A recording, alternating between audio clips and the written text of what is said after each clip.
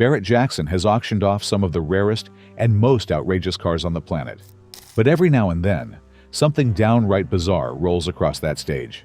We're talking coffin-shaped hot rods, TV-famous hillbilly trucks, and machines that look more like Hollywood props than actual vehicles. These aren't your average collector cars. They are the wild, the weird, and the downright unforgettable. Buckle up because we're counting down the 10 weirdest rides ever sold at Barrett-Jackson, and trust us, you've never seen anything like number 1. Number 10. 1971. Kelson Sports Rider EV. This 3-wheeled electric microcar hit the Barrett-Jackson stage at the 2012 Scottsdale auction and sold for a whopping $1,540. Someone shelled out just a hair over $1,500 for this quirky piece of automotive history. But interestingly, it actually cost more when it was brand new in 1971. The original price? $1,295. So that's a $245 profit after 41 years. It's not exactly the kind of appreciation you brag about at poker night. Built by Kelson Manufacturing in Stanton, California, this little oddball was marketed as a legitimate electric car, not just a golf cart with doors. Though, let's be honest, it sure looked like one. It had a hardtop, bumpers, a horn, turn signals, and even rear-view mirrors. Heck, it even had hood emblems lifted straight from a '59 Ford Galaxie 300. Talk about ambition. The Sports Rider was powered by a 36-volt electrical system and 6 batteries, which gave it just enough juice to maybe put across a cul-de-sac. These weren't mass-produced either. Production ran from 1963 to 1973, and even then, nobody knows exactly how many were made. They were sold mostly in Long Beach, California, and by different owners over the years, so the badging and serial numbers changed more often than a teenager's favorite band. One of the weirdest things?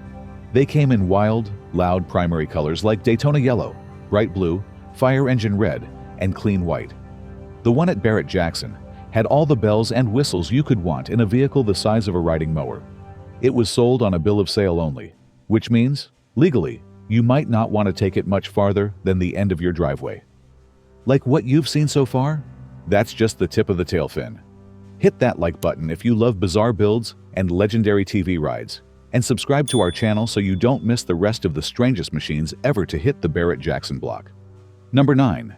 1959 Cadillac Miller Meteor, Ghostbusters Ectomobile, recreation. The Ecto-1, or more specifically, a screen-accurate recreation of the 1959 Cadillac Miller Meteor ambulance hearse mashup, was made famous by the 1984 movie Ghostbusters.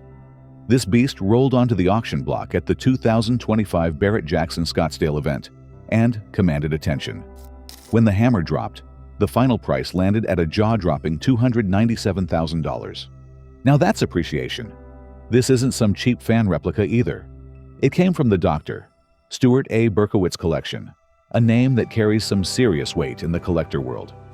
He scooped up the base car in 2012, an original 1959 Cadillac Miller Meteor end loader, and spared no expense in turning it into a Hollywood-worthy clone. Restoration and customization were handled by South End Customs in Hemet, California, with finishing touches from Ectotech out in Jersey. They stripped the car down, rebuilt the Cadillac 390 CIV-8 engine, redid the Hydra-Matic transmission, and gave it a new lease on life. Then they painted it ghostly white with blood-red fins, mounted custom graphics, and fully restored all the chrome trim until it gleamed like a nuclear reactor in a thunderstorm. Step inside, and it's like stepping onto a movie set. 2 rear jump seats, racks full of ghost-busting gear, tinted windows, and all the gadgets you'd need to wrangle an ectoplasmic entity. But the real cherry on top? The autographs on the dash, Dan Aykroyd, Ernie Hudson, and William Atherton, are all immortalized on the inside of this rolling tribute to paranormal pop culture. Barrett-Jackson's no stranger to Hollywood replicas, but this one stood out like Slimer at a wedding. It had all the makings of a legendary sale: original bones, obsessive restoration, celebrity signatures, and a fan base spanning generations. One could argue this was less about buying a car and more about buying a ticket back in time. 8. Bob Hope's Bizarre Custom Golf Cart. This is one of the strangest celeb rides ever to roll across the Barrett-Jackson auction block. It's a wild, full-throttle tribute to America's most beloved entertainer of the 20th century, brought to life by none other than George Barris, the king of the customizers himself. So, rewind to the groovy 1970s. While most of us were still figuring out how to work for a cassette deck, George Barris was crafting cartoonish, one-off rides for celebrities and for Bob Hope. He didn't hold back. This wasn't just a comfy cart to scoot around the back nine. No, Barris turned a basic Cushman golf cart into a rolling caricature of Bob Hope himself. It had a baseball cap roof, a ski jump nose, and a comically exaggerated jutting chin. It was basically Bob Hope's face on wheels. If that's not enough to make you shake your head in amusement, get this. It was rigged with a TV, a stereo system, a loud horn, and even a rear-mounted camera so Bob could film his own golf swing. The cart actually made its public debut in a 1973 ad for the all-new Ford Galaxie 500. Picture this: Bob Hope cracking jokes, climbing into a cartoon version of himself, and cruising away like it's totally normal. That ad alone secured its place in pop culture weirdness. Fast forward to 2020, Doctor. For Stuart Berkeley, $60,000. collector of the wacky, the wild, and the wonderful, adds this rolling punchline to his garage. By 2025, it hit the Scottsdale auction block with no reserve, and the gavel came down at $66,000. Number 7. 1968. Lincoln Continental Animal House Deathmobile Recreation. The 1968 Lincoln Continental Animal House Deathmobile Recreation is a black, bruising, borderline bonkers machine that crashed its way into Barrett-Jackson's 2025 auction block and fetched a cool $29,700. This Frankenstein of a Lincoln was an all-out, air horn blasting, skull and crossbones flaunting homage to one of the most chaotic movie moments in comedy history. Now, if you remember Animal House, this Lincoln took a beating throughout the film before being transformed into the unforgettable Deathmobile. A tank-like riot on wheels, it tore through the fictional Faber College's homecoming parade like a wrecking ball in a three-piece suit. But here's the kicker. The original car was designed by none other than the king of custom movie cars himself, George Barris. This recreation starts life as a 1966 Lincoln, then gets the full Hollywood treatment. Turret on top, Greek symbols for Delta Tau Chi, a skull and crossbones, a bust of Faber College's fictional founder, Emil Faber, mounted on the hood, and yes, even those weird wooden monster tail fins out back. It's like a frat party meets a Mad Max film set. It's got a 460 cubic inch V8, an Edelbrock intake, and air ride suspension courtesy of Devious Customs. One look at those 20-inch isotope wheels wrapped in white wall diamond back tires, and you know this thing's not sneaking up on anyone. Inside, it's a strange blend of muscle and lounge, a burgundy leather interior, Dakota digital gauges, a custom console, air conditioning, and that signature smell of vintage American rebellion. What made this sale extra special was its connection to the movie itself. It had autographs from cast members like Tim Matheson, Otter, Mark Metcalf, Niedermeyer, and Karen Allen, Katie. 6. 1978. Plymouth Volare Fantasy Island Recreation. This car was done up as a tribute to the famous TV show Fantasy Island, and it sold at the 2025 Barrett-Jackson Scottsdale auction for just $11,000. Now, before you ask, wait, Fantasy Island had cars? Yes, it did. Sort of. This particular Volare came from a private collection, and it was all about vibes, more nostalgic than powerful. Under the hood, it had a humble 6-cylinder engine paired with an automatic transmission. Nothing wild, no turbochargers, no spoilers. Just pure 70s steel, long lines and velour seats that probably smelled like Aquanet and Hawaiian Tropic.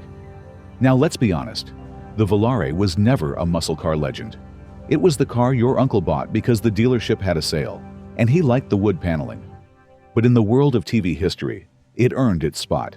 It became the face of something bigger, the dream factory known as Fantasy Island. At the auction, this one didn't pull a crowd like a Hemi Cuda might, but you could spot the fans, guys who grew up watching that show every Saturday night with their folks, humming the theme song under their breath. Maybe that's what made it special. $11,000 might seem modest, but it was a direct line back to a simpler time when fantasy came with a handshake and a wink from Mr. Rourke. Number 5. 1923. Ford Model T Jokermobile Recreation. Rolling in at number 5 we've got a ride that could only come from the twisted mind of a comic book villain. The 1923 Ford Model T Jokermobile recreation. Sold at the 2025 Barrett-Jackson Scottsdale auction, this wild machine went under the hammer for $36,300 with no reserve. It started life as a 1923 Ford Model T, the very icon of American mass production. Then, it got hijacked by TV nostalgia and custom car royalty. We're talking about the same folks behind Hollywood's most legendary rides, Barris Customs. George Barris didn't just customize cars, he turned them into pop culture legends. The origin story of the Jokermobile is as chaotic as its paint job. Originally, it wasn't even for Batman. It debuted in the 1967 Elvis Presley movie Easy Come, Easy Go as the Mongrel T, featuring a big block Ford FE engine, channeled bodywork, vintage drum-style headlights, and even a Cadillac Batwing air cleaner, pure 60s hot rod flair, surfboards for seatbacks, and shag carpet inside. But Barris wasn't done. When ABC's Batman series needed a wild set of wheels for Cesar Romero's Joker, the Mongrel T was given a villainous makeover. The final form included a Rolls-Royce-style chrome grille up front, Raider wheels, and a dash of absolute lunacy that only the Joker could love. Fast forward to 2017, the car was revived again, this time by Dr. Stuart A. Berkowitz, a collector with a flair for the fantastical.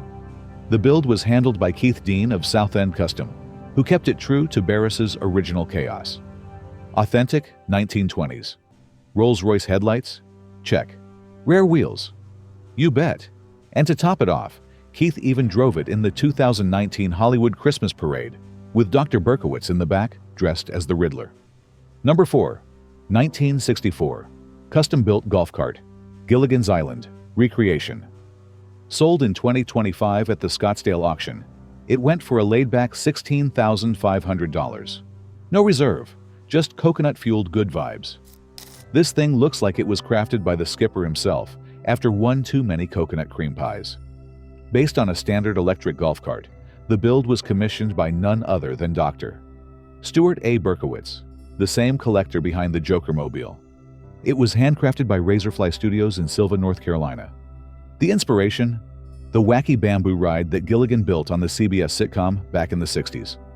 Fans of the show will remember the Island Taxi, a vehicle assembled from bamboo, palm fronds, rope, and tropical scraps. It was meant to chauffeur Mr. and Mrs. Howell in style, or at least as stylish as one could manage, while stranded on a desert island. In the series, the cart gets a few moments of fame. Gilligan drives it into the lagoon. Somehow, they fish it back out. Later, he crashes it into a cursed totem pole. Classic sitcom shenanigans. But this recreation captures all that absurd charm perfectly. We're talking about 100 hours of custom work, rope lashing, bamboo stalks, woven mats, and every nut and bolt designed to look like it washed up on shore. The level of detail is so on point that it practically smells like saltwater and sunscreen. This was no lightweight project either. Razorfly Studios took their time, making sure the design was true to the spirit of the show right down to the hand-wrapped steering wheel. It's a beach bum's dream on wheels, or at least on 4 tiny tires powered by electricity. When it rolled up on the auction block, jaws dropped. It wasn't loud, it wasn't fast, it wasn't even street legal. But man, it was memorable. A crowd favorite in the quirkiest way possible. No flashy horsepower stats or vintage metal here, just pure TV nostalgia on display. Sold on a bill of sale, it found a new home with someone who, we can only assume, owns a Hawaiian shirt collection and a full box set of Gilligan's Island. Number 3. 1923 Ford Model T Draula Coffin Car recreation. Now, sliding into number 3, we hit the gas on one of the most ghoulish hot rods ever built, the Draula Coffin Car. In 2025, at the Barrett-Jackson Scottsdale auction, this bizarre beast rolled across the block and found a new home for a cool $61,600. Inspired by the Munsters, that offbeat CBS sitcom that aired from 1964 to 1966, Draula wasn't just a wild concept. It was cooked up right in the twisted genius lab of George Barris, the custom car king himself. Built on the bones of a 1923 Ford Model T, this replica faithfully recreates the show's original ride.